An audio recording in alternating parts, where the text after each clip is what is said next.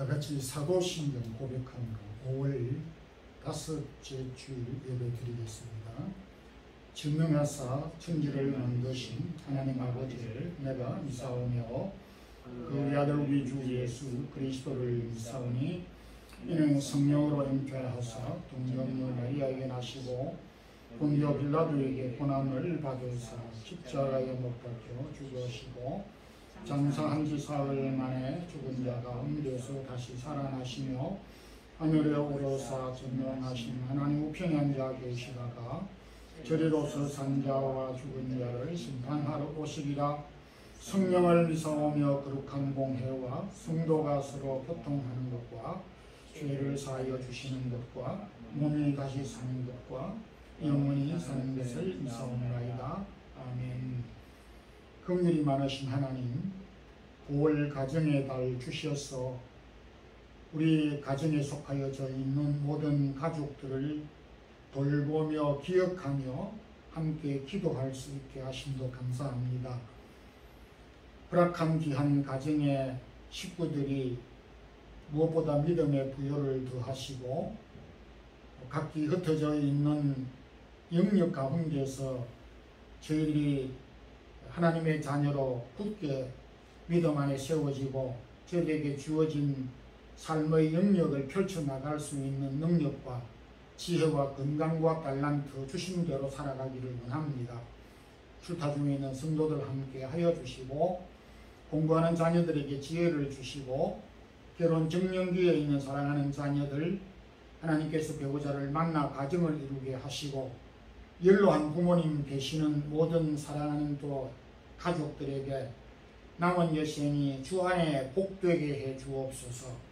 아울러서 우리 사랑의 교회에 속하여져 있는 모든 성도들 가정마다 허락한 기업들, 주께서 주신 직장과 하나님께서 주신 모든 생업들을 축복하여 주시고 이 어려운 여건 가운데서도 저들에게 필요한 양식을 공급해 이전에 공급해 주신 것과 같이 앞으로도 주의 도우심과 손길을 계속 허락하여 주시기를 원합니다. 저희들이 두고 온 고국과 교회들, 또 복음 위하여 선교하는 사역자들, 또 저희들이 머물고 있는 이 스페인 땅과 마드리드와 이베리아 지역에 있는 모든 우리 믿음의 권속들, 디아스포라 한인들, 이곳에 있는 공간과 상사 직원들 하는 일들을 주님께서 축복해 주옵소서. 이 무더운 여름철 가운데 주님 성도들 건강 잃지 아니하도록 도와 주시기를 원합니다. 개인적으로 갖고 있는 기도의 제목들을 통해서 기도의 열매를 얻게 하여 주옵소서. 주님, 오늘도 여러 형편으로 예배에 이르지 못한 출타 중에 있는 성도들 함께 하시고 또 예배 자리에 나온 성도들 말씀으로 또 이 동영상으로 은혜를 나누는 시간 되게 해 주시옵소서. 부족한 종에게도 지혜의 말씀을 주옵소서. 예수 그리스도 이름으로 기도드리옵나이다. 아멘. 하나님의 말씀은 갈라디아 3장 23절에서 29절까지입니다.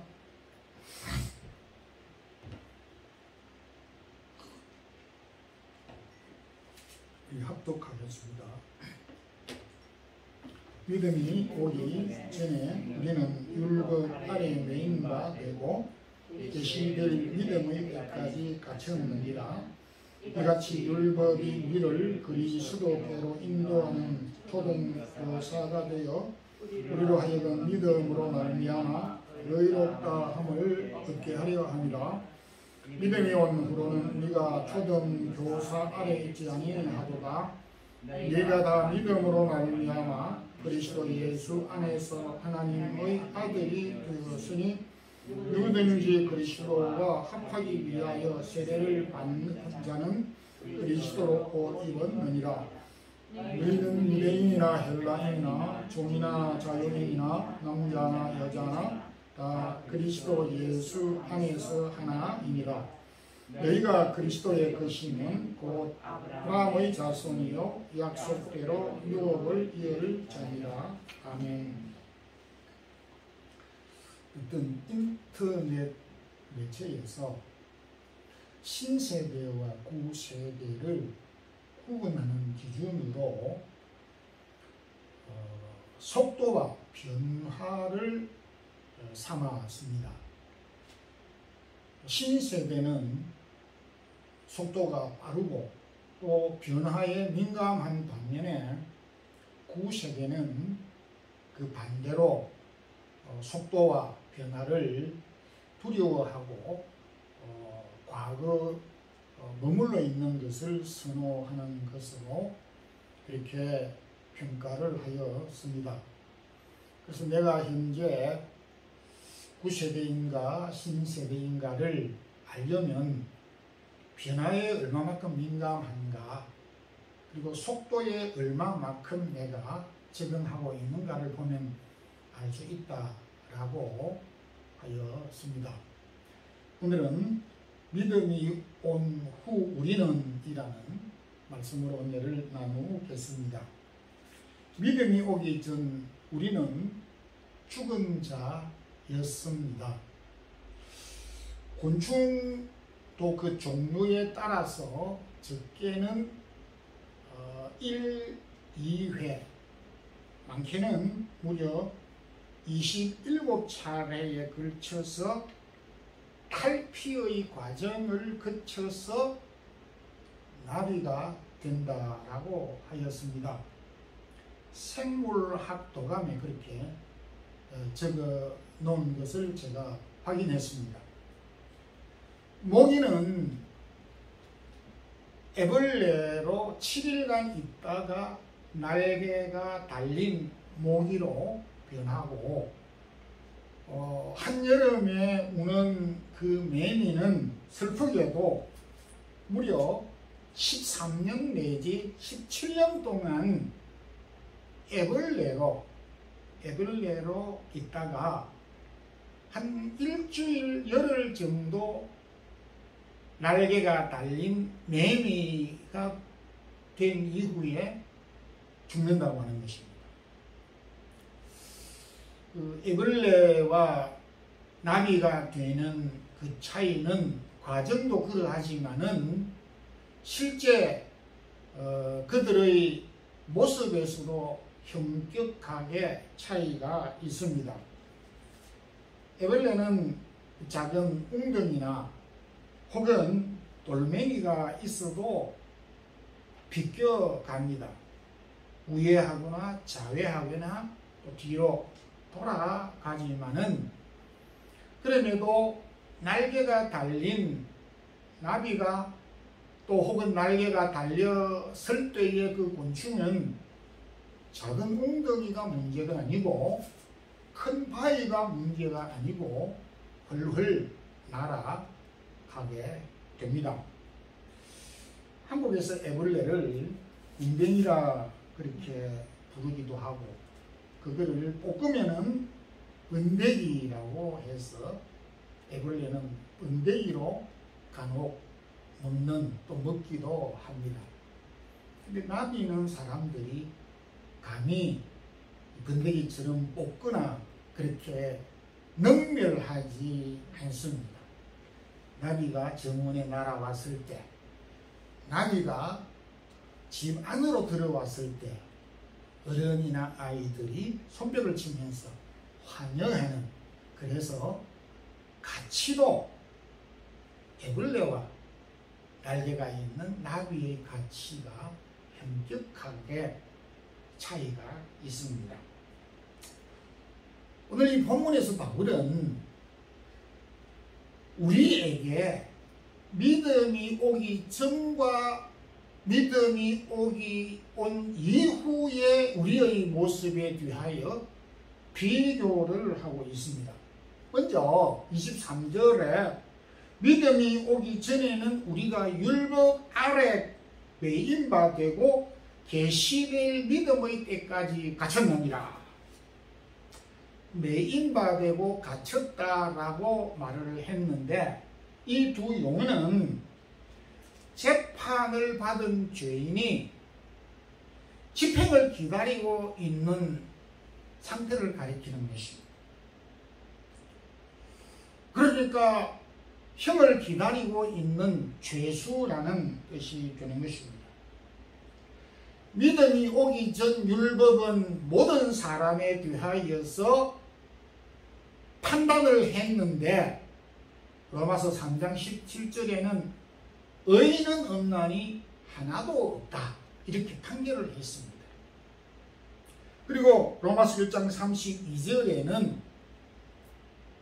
율법이 판단을 하기를 모든 자들은 사형에 해당한다. 엄청난 선고를 내리고 있습니다. 그러니까 저와 여러분은 믿음이 오기 전, 믿기 이전에는 사형 선고를 받은 자, 사형에 해당하는 자, 죽은 목숨이라는 말이 됩니다. 에베소 2장 1절에는 그래서 허물과 죄로 죽었던 너희라고 이렇게 말을 했습니다. 참 우리 기독교의 진리 가운데 출발점은 우리가 죽은 상태에서 시작한다라는 것입니다.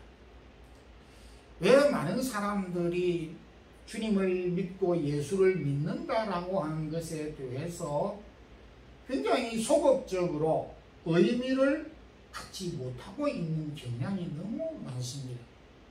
그러나 오늘 성경은 우리가 예수 그리스도를 믿는다라고 하는, 예수 그리스도의 믿음을 가지고 산다라고 하는 의미와 가치를 엄청나게 부여하고 있다라는 것입니다.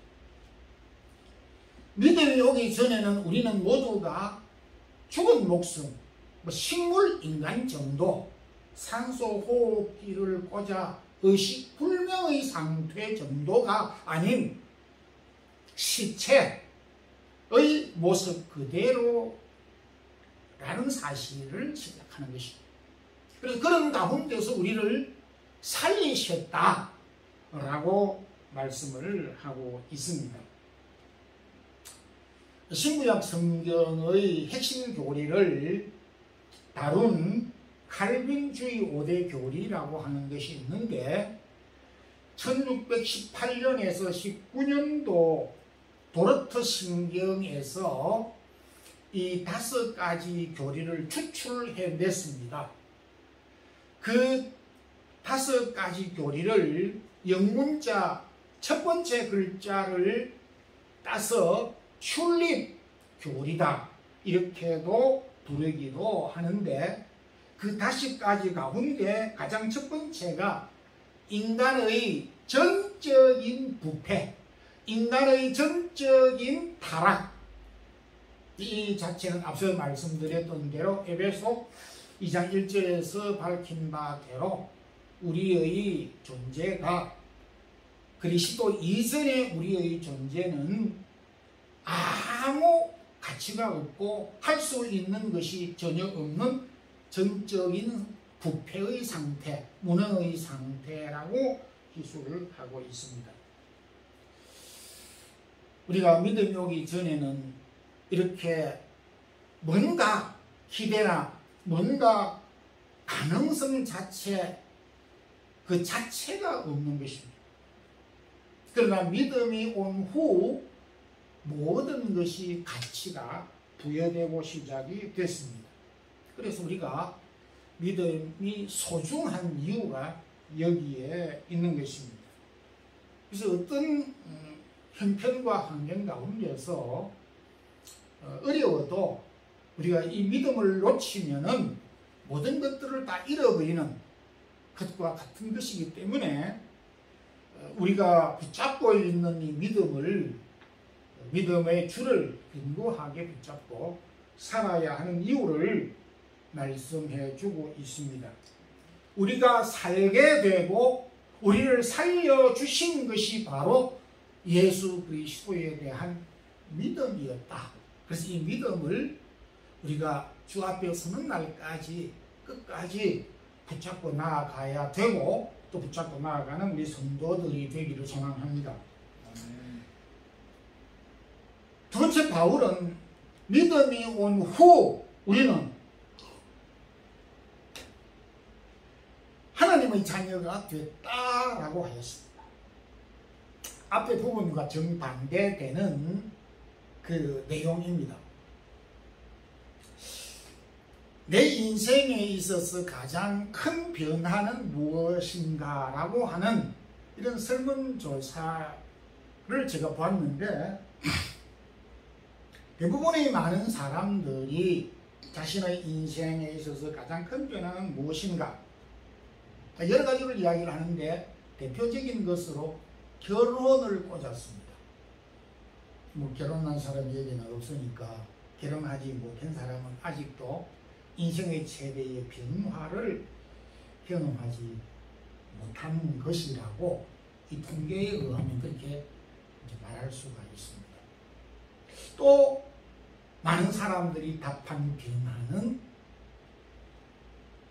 부모가 되는 것, 그러니까 자녀를 낳아서 부모가 되는 변화가 자신의 인생의 최대의 변화라고 말했습니다.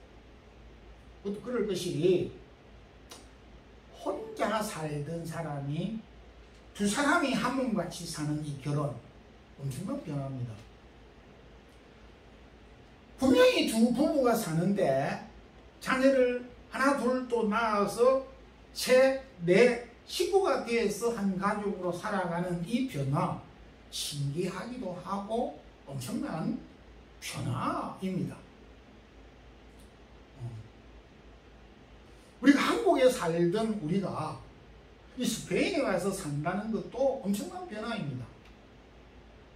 이전에는 내가 직장 생활을 해서 사장 눈치를 보고 뭐 주는 월급을 받고 이렇게 생활을 했던 사람이 자기가 사장이 돼서 직원들에게 월급을 주는 변화, 이것도 엄청난 변화입니다. 부모에게 도움을 받던 자녀가 부모를 부양하는 위치로 바뀐 이 변화도 엄청난 변화입니다. 이런 변화들은 우리의 삶 가운데 다 각기 다르게 느낄 수가 있지만은, 그럼에도 일상에서 우리가 경험하는 여타의 많은 변화들을 총망라해서 그럼에도 최대의 변화는 무엇인가? 그것은 바로 믿음이 오기 전과 믿음이 온 이후의 변화라는 사실입니다. 믿음이 오기 전의 우리의 모습과 믿음이 온 이후의 우리의 모습은 어떤 상태인가? 앞에서는 믿음이 오기 전 우리는 죽은 목숨이었습니다. 사형 집행을 받아 형을 기다리고 있는, 갇혀있는 그런 목숨이었는데, 오늘 26절에 너희가 믿음으로 말미암아 그리스도 예수 안에 하나님의 아들이 되었느니라.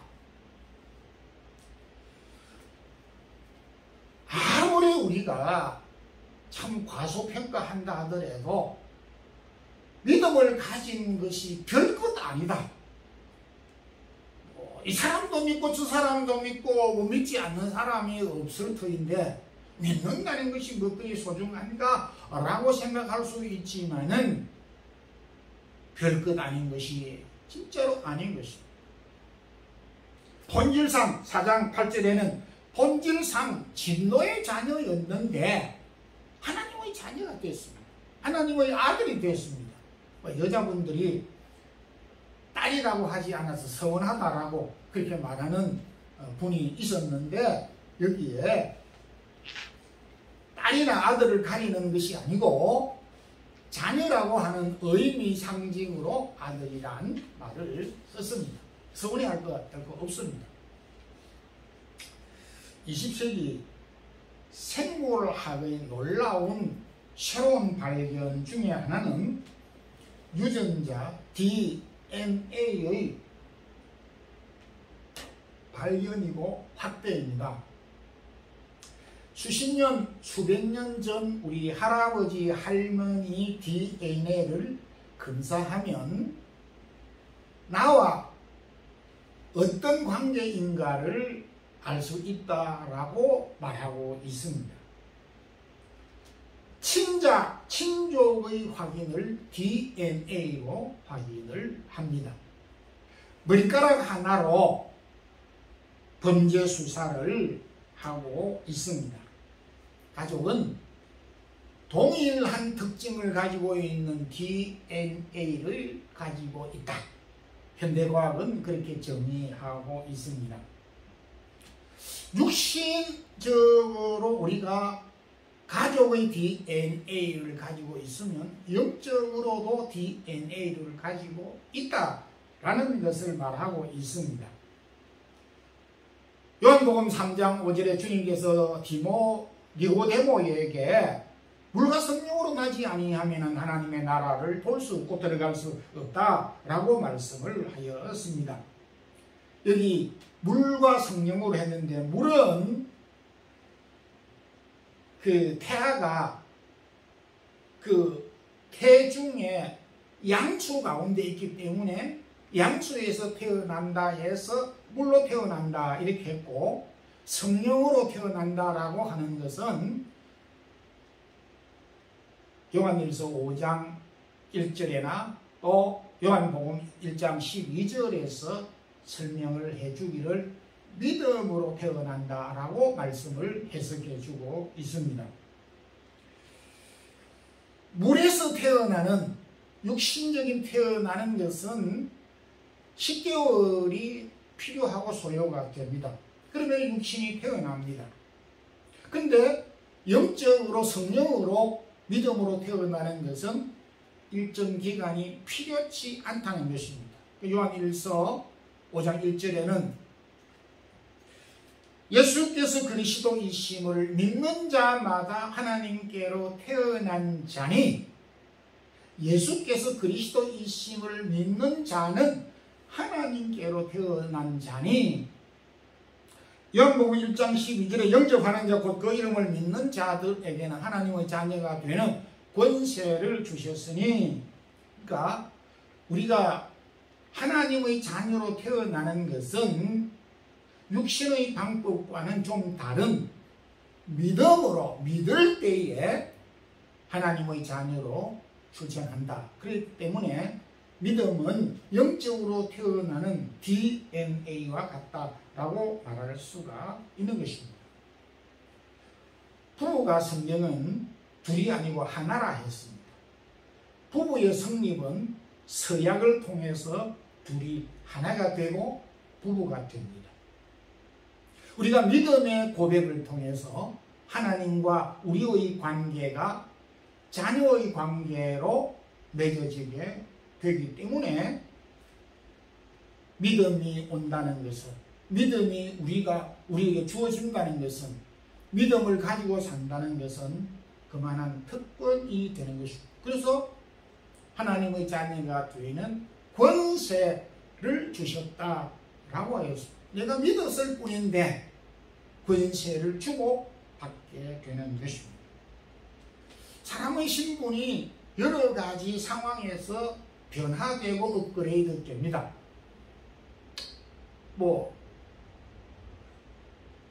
옷이나 지위, 사람의 신분을 많이 바뀌게 합니다. 돈이 많은 사람은 좋은 문화 환경이나 시설과 여건을 통해서 신분을 상승시키고 입고시키려고 합니다. 그런데 이 모든 변화의 상태보다도 우리의 변화의 가장 확실한 상태는 믿을 때인 것입니다.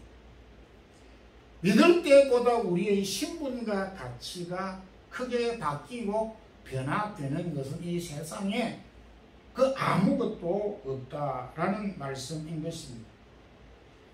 믿음의 능력도 우리에게 크지만은 믿음으로 통해서 우리가 받는 약속도 유산도 많지만은 우리가 그리스도를 믿는 이 믿음을 소유하게 될 때에 우리의 가치와 신분이 확실하게 100% 바뀌게 되는, 어쩌면 번데기가 나비로 바뀌는 것보다도 몇 배, 몇십 배 더 확실한 변화라고 볼 수가 있습니다. 마가복음 9장 23절에 믿는 자에게 능치 못할 일이 있겠느냐, 이 말씀 안에 다 포함이 되어져 있습니다. 그러므로 하나님은 일단 우리가 그리스도를 믿는다고 하는 이 믿음 안에 다 짓던 것입니다. 우리가 그리스도를 믿는다고 하는 믿음 안에 모든 것이 총체적으로 다 담겨 있다는 것입니다. 하나님의 약속과 하나님의 은혜와 축복과 기타 모든 것들이 믿음 안에 담겨져 있기 때문에 우리가 소유한 이 믿음을 더욱더 소중하게 생각하고 감사하며 살아야 하는 것입니다. 바울은 여기 갈라디아 교회 성도들에게 믿음이 온 후 우리는 그리스도의 소유가 되었다라고 다소 적극적으로 말씀을 하고 있습니다. 교회라고 하는 말은 우리 신약성경을 기록한 헬라어로, 그리스어로 에크레시아라고 하는 접속사와 이 명사가 결합되어져서 이루어진 단어입니다. 세상 가운데서 그리스도에게로 모은 자들, 이런 뜻입니다. 그러니까 위치 변동이 있습니다. 세상 모든 많은 사람들이 지금도 살아가고 있습니다. 살아가고 있는데 그 세상 많은 사람들 가운데서 그리스도께서 모은 자들, 그리스도를 중심으로 모은 자들이 교회인 것입니다.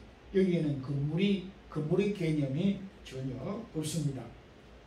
그래서 이것을 28절에는 그리스도 예수 안에서라고 표현하였고 29절에는 그리스도의 것이라고 표현하였습니다. 이사야는 이사야 43장 1절에 내가 너를 지명하여 불렀나니 너는 내 것이라고 좀 구체적으로 표현하고 있습니다. 우리가 예수를 믿는다고 하는 것은 교양을 좀 갖추고 도덕적으로 또 윤리적으로 선한 행동을 행하는 그런 정도로만 생각하기 쉽습니다. 그것은 부수적으로 우리가 생각할 수 있는 부분이지만은 적극적인 의미는 그렇지 않습니다. 우리가 예수 그리스도를 믿는다라고 하는 것은 그리스도에게 속한 자들이고 그리스도의 소유가 된 자들이다 라고 하는 뜻을 가지고 있습니다. 이것을 좀 단어적으로 설명하면 그리스도에게 속했다, 그리스도 안에 있다라고 하는 것은 그리스도와 생명을 결합하고 있고 그리스도의 생명과 같이 생명을 공유하고 있다, 이렇게 해석할 수가 있습니다. 생물학 도감을 보면 그 산모가 태중에 있는 산아와의 그 관계를 생명의 결합체로 그렇게 해석하고 있습니다. 그 상태를 저도 잘 이해를 못하겠습니다. 공서합일 상태다. 시공간적으로 태중에 있는 아이와 산모는 둘이 아닌 생명을 공유하는 한 생명체다, 이렇게 생물학적으로 설명을 하고 있습니다. 비유를 하자면은 우리가 이해하기 쉽도록 우리가 설명을 하자면 이런 경우로 설명할 수 있지 않겠는가, 이렇게 볼 수가 있습니다. 바울은 로마교회에 보낸 편지 가운데 이 부분에 대해서 우리가 그리스도 안에 있고 우리가 그리스도에 속했다라고 하는 것을 오늘 이 갈라디아 교회에서도 세례라고 하는 단어를 썼지만은 로마교회에 보낸 편지 가운데서도 세례라고 하는 단어를 사용하여서 그리스도와 우리와의 관계를 설명하고 있는데, 그리스도 예수와 합하여 세례를 받은 우리는 그리스도 예수와 함께 죽은 가운데서 세례를 받은 줄 알지 못하느냐? 우리가 그의 죽음과 함께 세례를 받았으니 그와 함께 장사되었거니와 동시에 그의 부활과 함께 연합한 자가 되리라. 우리가 그리스도 안에 속했다라는 말, 그리스도의 것이라고 하는 것, 그리스도와 생명을 공유하고 있다는 것은 뭐냐? 그리스도께서 십자가에 죽었을 때 우리도 죽었다. 그리스도께서 3일 동안 무덤에 묻혀있게 된 장사되어졌을 때 우리도 거기 장사되어졌고, 그리스도께서 다시 3일 만에 부활하셨던 그 그리스도와 같이 우리도 부활의 몸이 될 것이다 라고 하는 것으로 설명하고 있습니다. 이 믿음을 고백하는 모습을 우리 개신교회에는 세례라고 하는 예식을 통해서 고백하고 인정하고 받아들이고 또 교리를 가르치고 있는 것입니다. 대단히 소중한 말씀이 아닐 수가 있습니다. 믿는다고 하는 거, 우리가 예수 그리스도를 믿는다라고 하는 것은 하나님의 자녀가 됐다는 정도로서 끝나는 것이 아니고 그리스도와 생명을 공유하는 그의 죽으심, 그의 장사됨, 그의 부활과 함께 생명을 공유할 뿐만 아니라 영원한 생명을 공유하게 된 자라고 하는 사실을 여기에서 말씀하고 있습니다. 이 갈라디아 교회에 보낸 편지 가운데서 앞서 2장 20절에는 내가 그리스도와 함께 십자가에 못 박혔나니 그런즉 이제 내가 산 것이 아니요 내 안에 그리스도께서 사신 것이다. 이 말씀을 우리가 논리적으로 이해하기가 쉽지는 않지만은 나는 이미 죽어버렸다는 것이죠. 그리스도와 함께. 그래서 내 안에 사는 것은 내가 아니요 생명 대신 예수 그리스도가 내 안에 지금 살고 있다는 것이죠. 그래서 나는 지금 이 땅 위에 유한된 세상에 살고 있지만 영원히 죽지 않는 생명을 가지고 죽음 가운데서 부활한 예수 그리스도의 생명을 내가 소유하고 살아가고 있다는 것. 저는 오늘 이 말씀을 이 설교 준비를 하면서 보다 확신 있게 제가 깨달아서 이 믿음을 가지고 참 기쁜 마음으로 죽을 수 있겠구나. 이 말씀을 붙잡고 이 세상을 당당하게 살 수 있구나 하는 확신을 제가 가졌습니다. 이 말씀을 한 번도 본 것이 아니지만은 이 말씀이 우리로 하여금 무한한 능력과 무한한 은혜를 담고 있는 말씀인 줄 또 이 말씀을 준비하면서 새롭게 깨달았습니다. 영원한 생명을 소유한 예수 그리스도의 영원한 생명을 우리가 소유하면서 살아가고 있다. 우리 많은 그리스도인들은 이 부분을 좀 많이 놓치고 살아가고 있지 않는가 이렇게도 생각이 됩니다. 믿음이 오기 전 우리는 죄의 종이었고 죽은 자였고 사형집행을 받은 자였지만은 믿음이 온 후로 우리는 하나님의 자녀가 됐고 그리스도의 것이고 그리스도께서 죽으시고 묻히시고 새 생명으로 영원한 생명으로 부활하신 그 부활의 생명을 우리가 갖고 이 시간 이 순간 살아가고 있다라는 말씀을 주셨습니다. 믿음을 통해서 우리가 받은 주님이 우리에게 주신 이 은혜와 축복, 이 믿음의 소중함을 간직하고 사는 우리 성도들이 되기를 주님 이름으로 축원합니다. 기도드리겠습니다. 주님 감사합니다. 바울이 갈라디아 교회 성도들에게 보낸 편지 가운데 믿음이 오기 전 우리는 죄의 종이었고 죽은 자와 방불한 사람이었던 저희들이었지만은 믿음이 온 후로 우리가 하나님의 자녀가 됐고 하나님의 소유가 되었다고 고백하였습니다. 그리스도 안에서 받은 이 영원한 생명, 부활의 이 소망을 우리에게 주신 바 되어졌사오니 이 귀한 믿음을 갖고 우리가 이 어려운 세상 가운데서도 담대하고 믿음으로 승리하는 삶을 살아가는 우리 성도들이 되게 하옵소서. 주 예수 그리스도의 크신 은혜와 하나님 우리 아버지의 무한하신 사랑과 성령의 교통하심이 오늘도 우리에게 주신 믿음의 부여를 가지고 믿음을 통하여 우리에게 주신 놀라운 하나님의 자녀의 권세와 그리고 예수 그리스도께서 영원한 생명을 주신 이 생명을 붙잡고 살아가는 우리 모든 성도들에게 이제부터 영원토록 함께 있을지어다. 아멘.